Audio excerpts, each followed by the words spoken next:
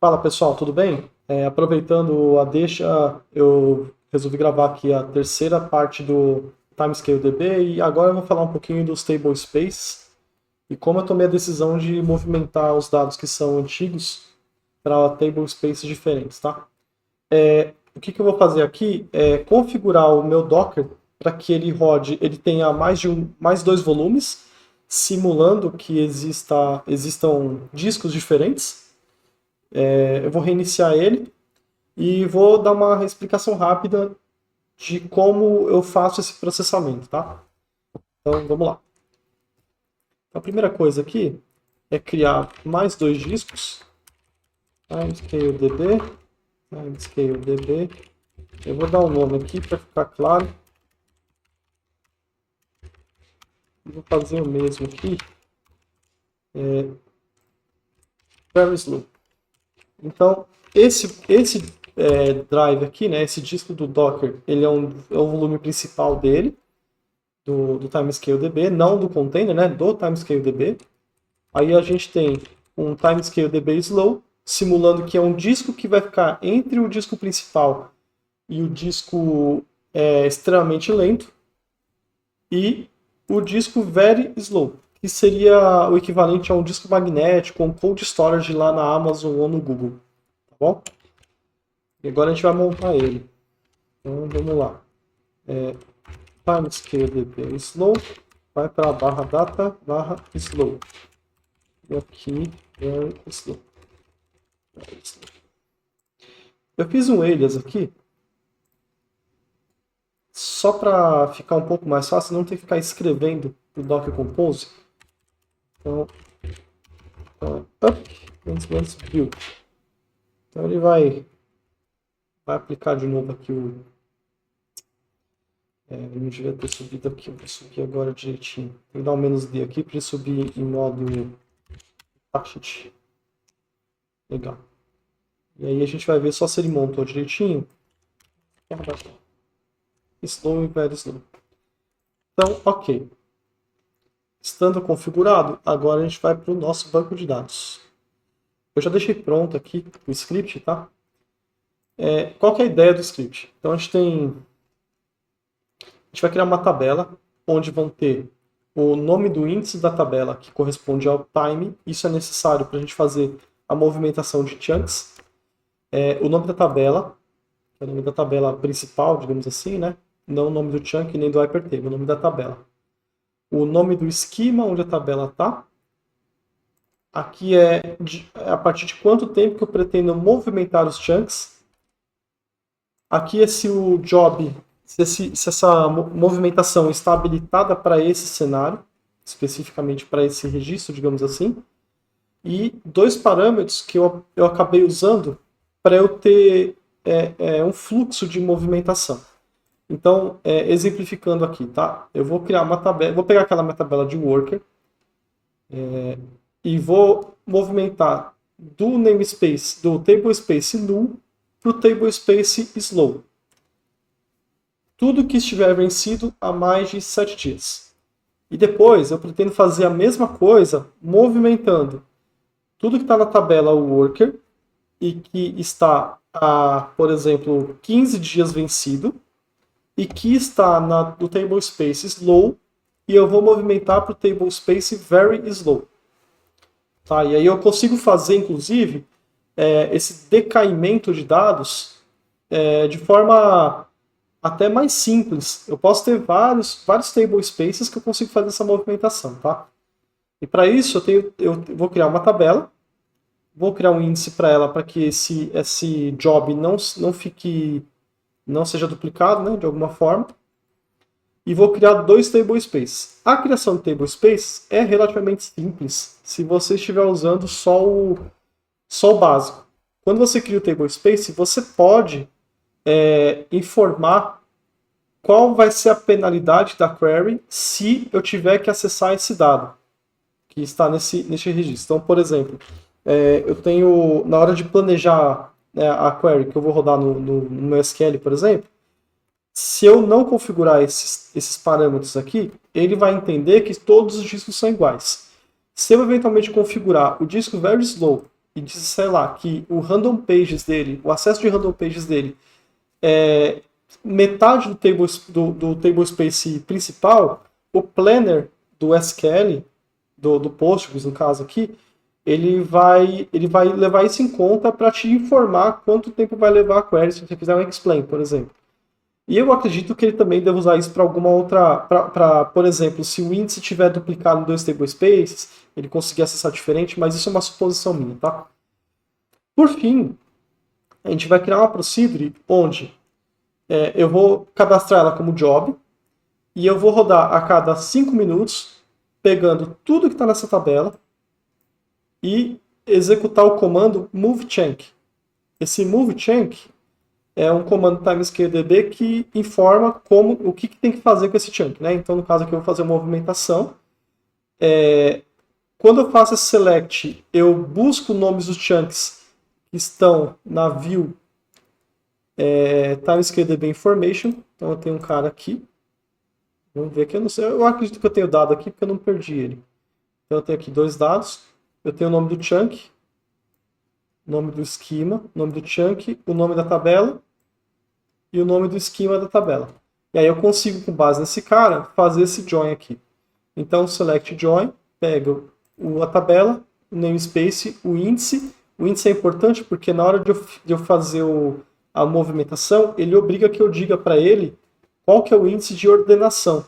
Porque ele deve fazer alguma reorganização de dados quando ele faz essa movimentação, tá? Eu vou ser suspeito de dizer, eu não tenho certeza exatamente por que ele precisa desse reorder index, mas o meu entendimento era esse, que ele usava esse cara para entender que aquele chunk pode ser movido e reordenar os dados. Tá? Então vamos lá. Eu vou criar a tabela. Vou escolher a conexão aqui. Criar a tabela. Vou criar um índice nela. Vou criar os 2 table spaces. Opa, permissão negada. Por quê? Porque provavelmente ele está como root. E o meu Postgres está rodando como Postgres. Então, eu tenho que dar um... Deixa eu só ver qual que é o usuário. Realmente é Postgres. Então, eu vou dar um chon -r, ou seja, eu vou fazer recursivo e vou falar que o usuário Postgres, no grupo Postgres, tem acesso... ele é owner do /data. Vamos ver agora se funciona. Beleza. Funcionou. ls -data Postgres approach. Vamos ver se tem algum dado aqui dentro. Aí já começou a criar alguma coisa aqui. Ok. Então criamos 2 tablespaces. Agora a gente vai criar a procedure. Ok. Por último, eu vou dar um... Deixa eu só ver se é uma procedure. Eu vou dar um select job. Aqui é o nome do job. Public movie story.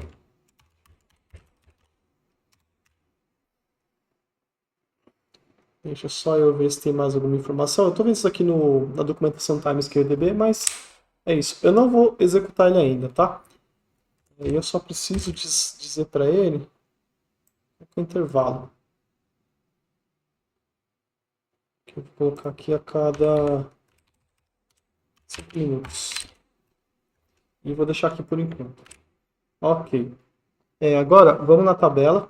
A gente vai configurar. Deixa eu só ver se está aqui mesmo.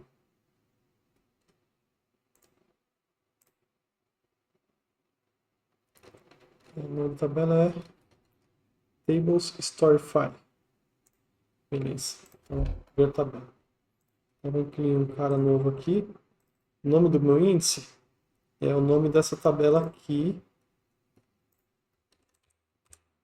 Métricas, tabelas, Worker Execution, índices. Então eu vou vir aqui e vou copiar o índice. Na tabela Worker executions, execution.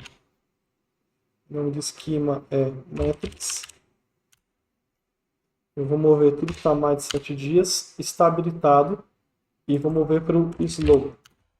E o from aqui eu vou deixar como default, porque quando o table space é criado, ou melhor, quando o chunk é criado no table space, ele automaticamente atribui o table space default, que vem como null. E a gente consegue ver aqui, chunk table space igual a null.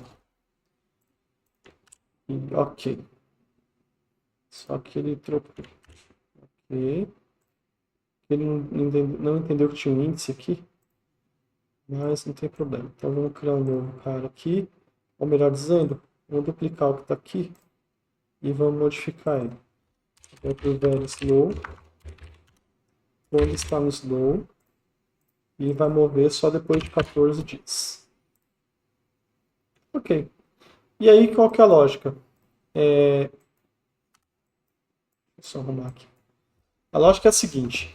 Comecei a gerar dados nessa tabelinha de working.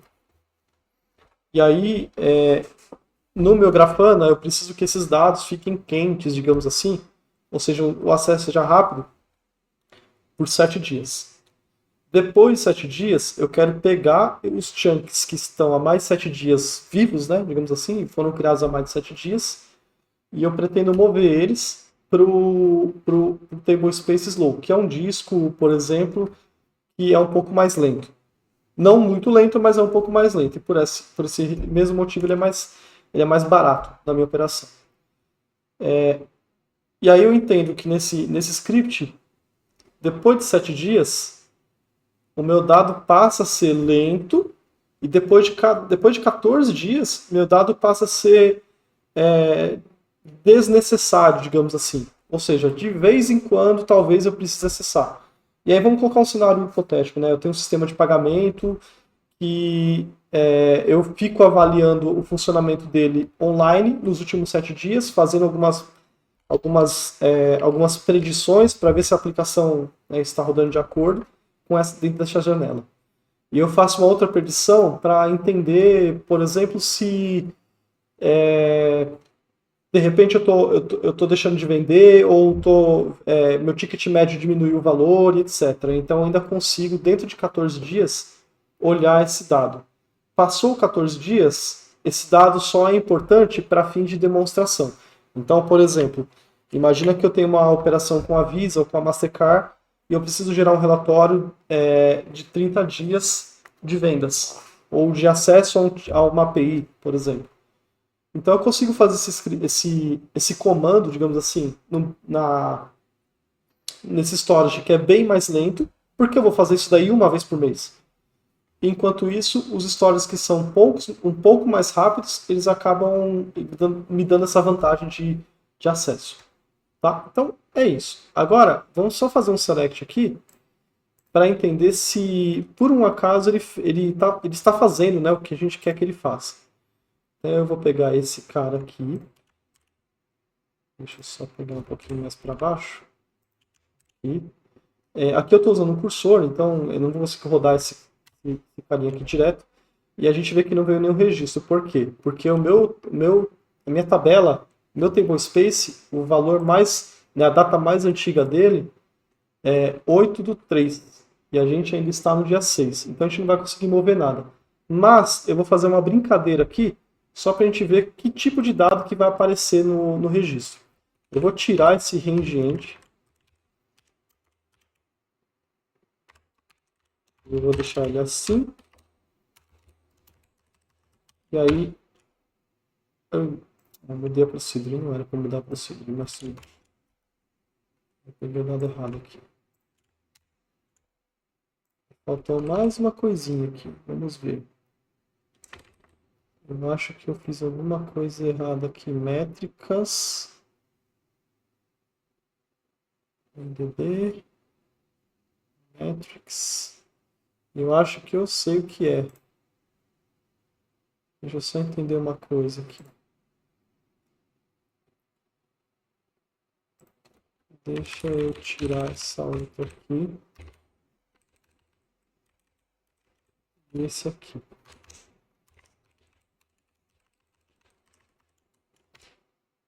E não aparece nada. Ah, agora é hora do debug.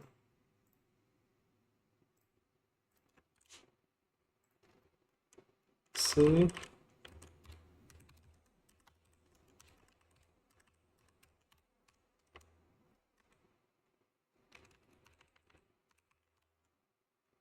Tem aqui métricas, worker, execution.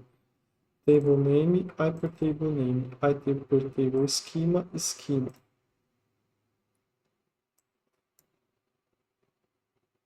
Vamos ver só se de repente esse é um mistype, né? É isso mesmo. Aqui eu vou modificar esse cara. E vamos modificar esse cara.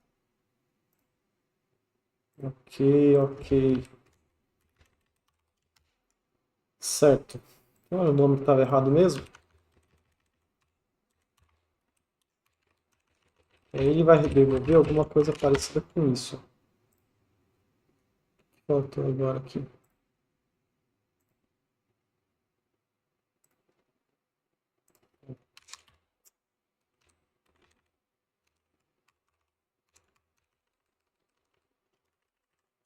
Os que ficaram para trás. Ok.